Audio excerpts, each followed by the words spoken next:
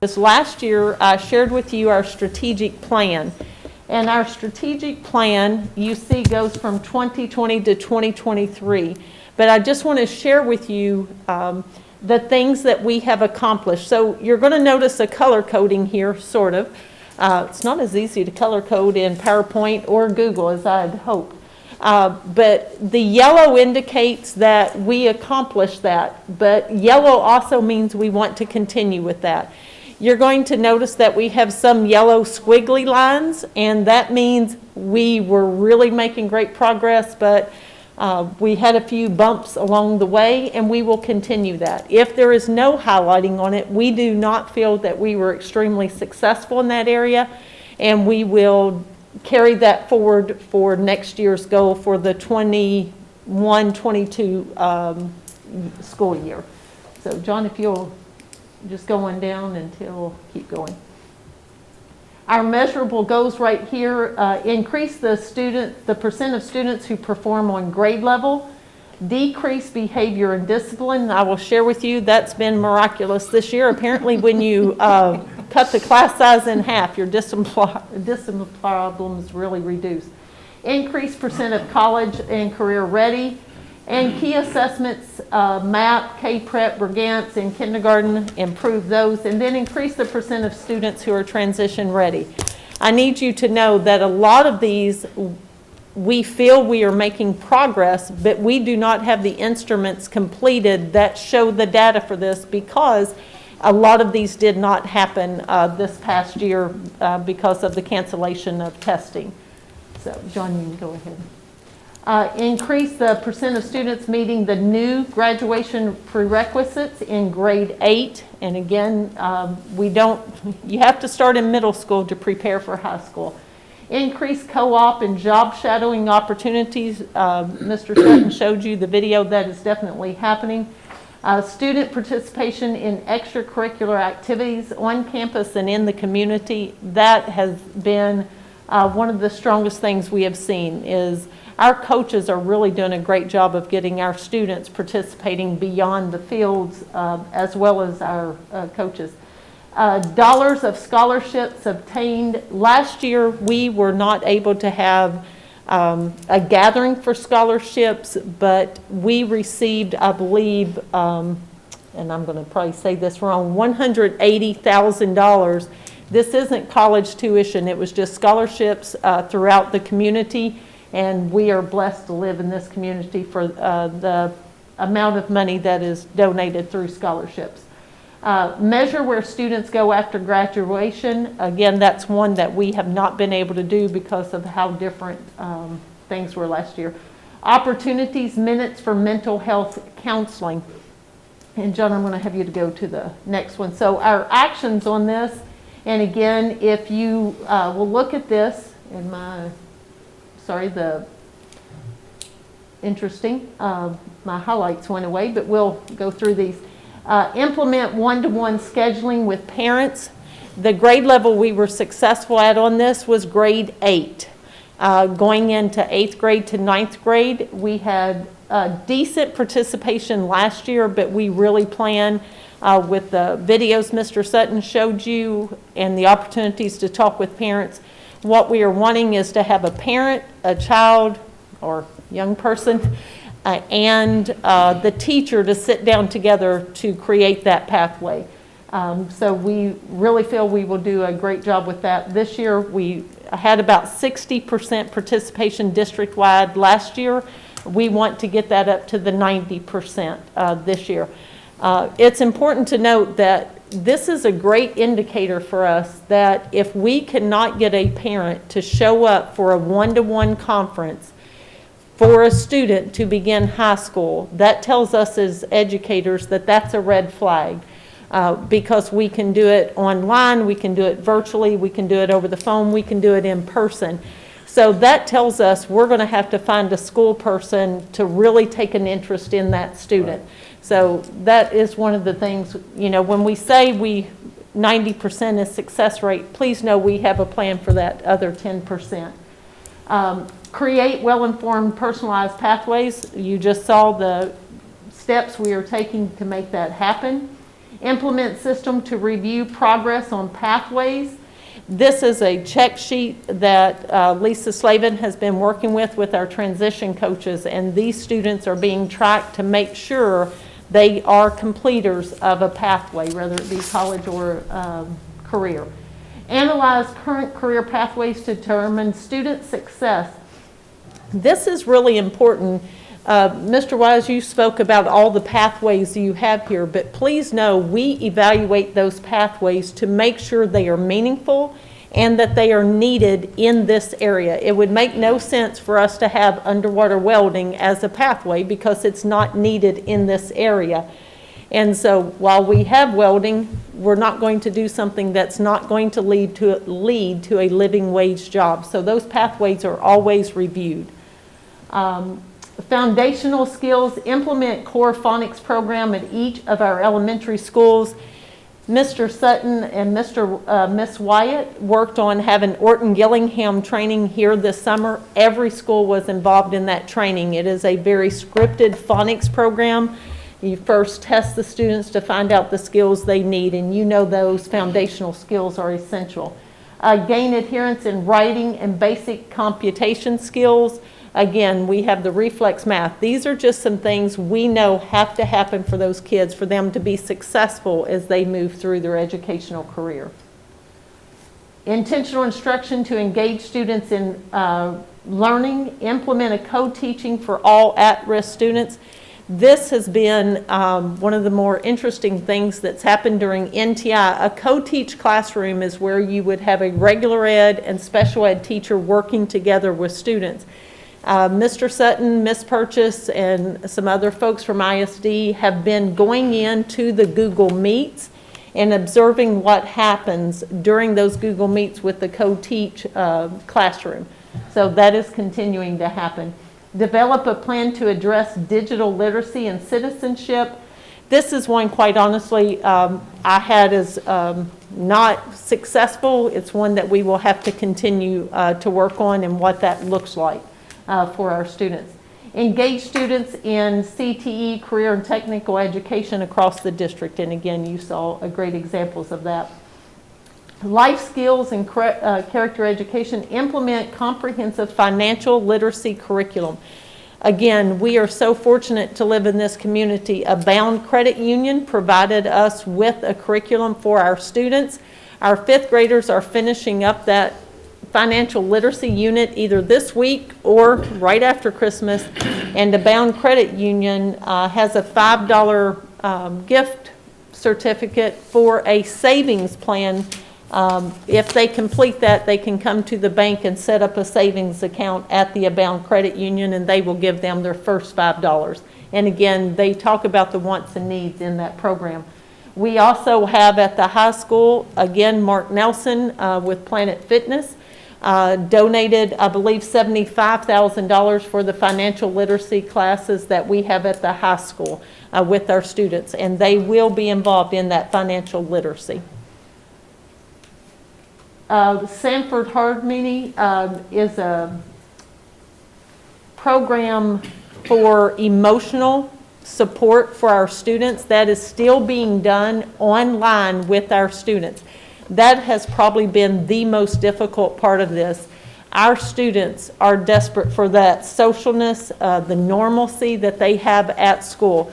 We have hired a full-time counselor, as we discussed at the last meeting, and in the beginning, she was seeing about 8 to 10 students a week. That has tripled at this point of students doing virtual meetings with that counselor. And again, that money came from the Kentucky Department of Education because they realized the need that we would have. That funding is for 1 year only.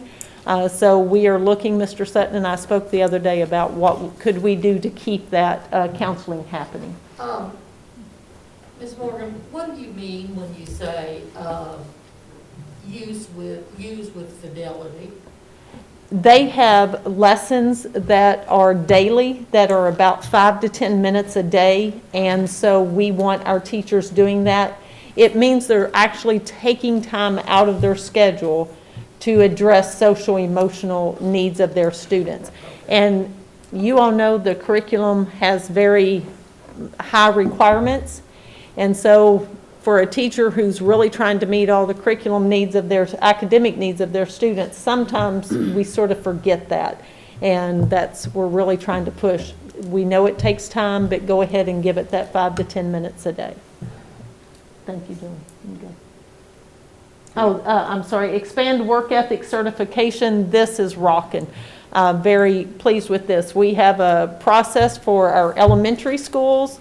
They have lessons developed. They know exactly what work ethic certification words they're going through. So you have fifth graders will actually take an interview and a mock interview at the end of fifth grade. You will also see that at eighth grade and then at the high school. So it's no longer just our seniors. We want to teach these skills, really just how to have a conversation, look somebody in the eye, when we're allowed again, shaking someone's hand. Our students really aren't great with conversations right now. They're great with phones and texting, but we've really got to teach that art of communication.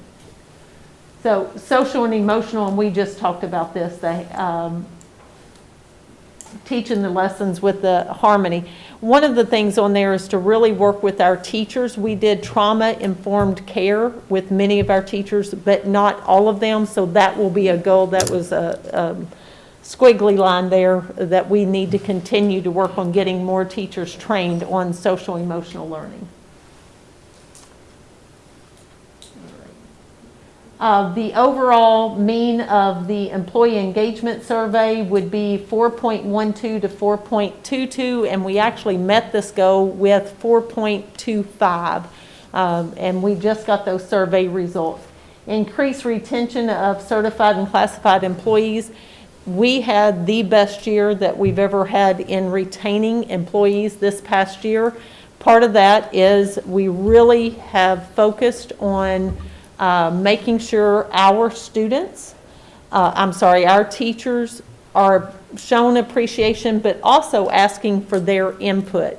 Mr. Sutton, Mr. Lawson, and myself did one-on-one employee engagement surveys, personal, with each of our new employees, and just asked them how things are going. And they were very complimentary of the support they receive in Hardin County. Increase attendance of certified and classified employees. Let me tell you, when you go NTI, you have great attendance. So the mask wearing, the hand washing, the sanitizing, I really do think has made a huge improvement in that. So, and then growth of new leaders, numbers in principal cohort, and we have 12 people in our principal cohort who are going through training of what it is to be a principal. And so we are trying to grow our own in that establishment. Increase the number of applicants for jobs. Mr. Lawson goes multiple places and really advertises the positions that we have. He has just been phenomenal in that. Increase the number of percent of minority hires. We continue to work toward this. We continue to struggle with this. What I can share with you is that multiple other districts are also struggling with that. But we advertise Mr. Lawson will go to universities that have predominantly minority students and really recruit them to come to our area. We will have to continue to work on that. Professional development, and John, this is on this page and the next if you want to go on over. These are just our PD this past summer, I would say, was the best PD that we have ever had in this district. We went through and made sure there was professional development for every group in the district. They were able to select their PD based on their needs. We did a survey before, what would you like to see? We did a survey afterwards asking, did we meet your needs? And the positivity rate was very impressive. So you can go on, we've discussed those. Thank you.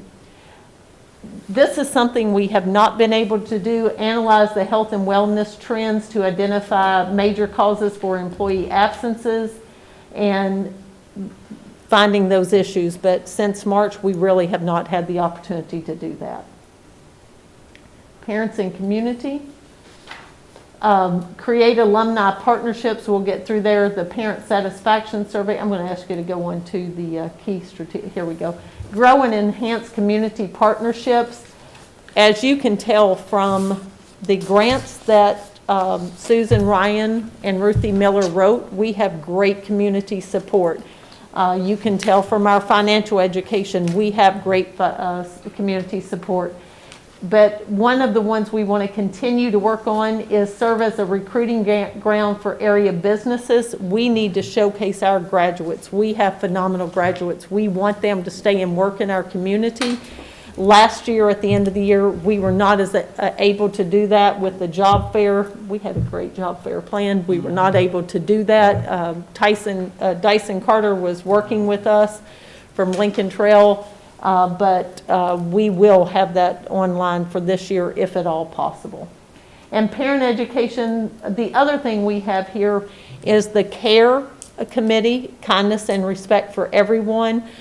We were able to get that started. We've met probably 6 or 7 times, and we're making great strides with that. And we recently did a survey of our staff and of our students of what do you see as issues within our district. So we will be reviewing those the next time the CARE Committee meets. Our staff survey this year was 4.45, and we actually we went to a 4.47 this year in that. So we will continue. The top box did not get to 60, and you have to remember our staff took this survey in May, and we had been out of school since March doing NTI for the first time in the history of our school district. So the fact that we maintained that level of 4.45 and we were at 59% top box instead of 60, but under the circumstances, I thought that was pretty positive. Be fully staffed in key areas at key times, and at the beginning of the year, we were in great shape with this. Since then, we've had several people to retire mid-year, which we normally don't have. But with COVID, a lot of our folks who were at an age they could retire, they chose to go ahead and do this. So we will have a lot of openings at the end of this year due to retirement.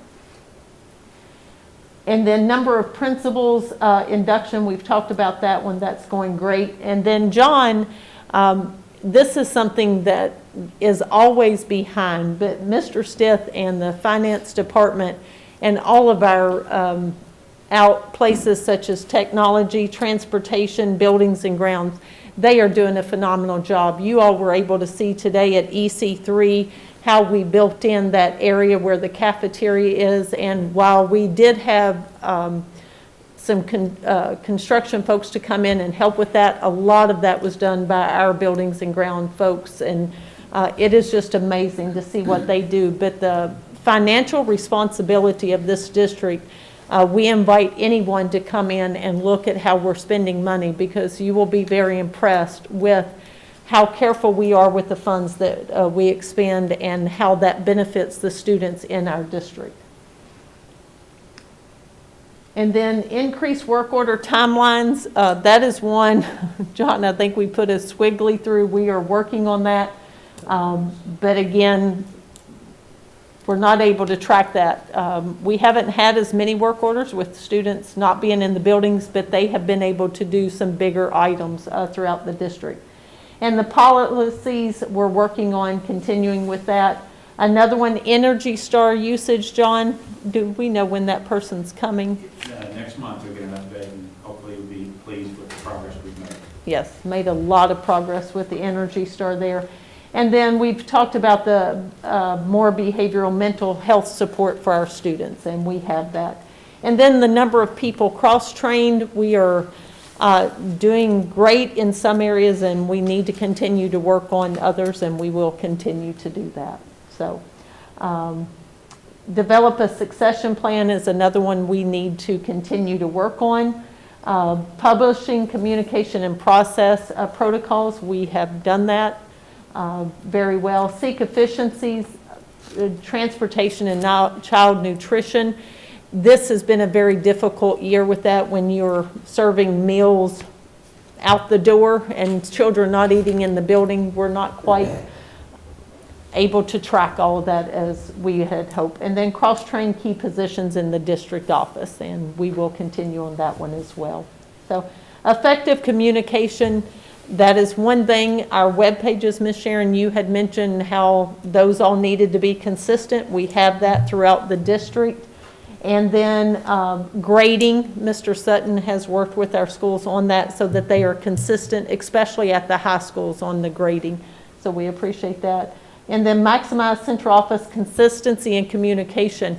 We did not want to be one of those buildings where you call, and if you call 3 different people, you just keep calling until you get the one answer you want to hear. And so we have really worked on that communication to make sure there's a consistent answer, or at least asking, have you spoken to this person first? And so we have done that. And then implement customer service training for our frontline staff at the schools. I'll be honest with you, we took this year off on that because we had such different protocols coming into the school, as in the parents have not been able to come inside the building because of COVID and all of those restrictions. So Kim Atkins is taking care of this, calibrate safety plans at the school level. She's not only taking care of it at the school level, she actually had a group to come through here and evaluate our central office to see the safety of our central office. If there's a tornado tonight, go right out this back door and through the next door, and you're in great shape according to the safety folks. So, and then continue to build strong relationships with the community. And I think you will see from the Stronger Together Awards we're doing, we have definitely been able to do that.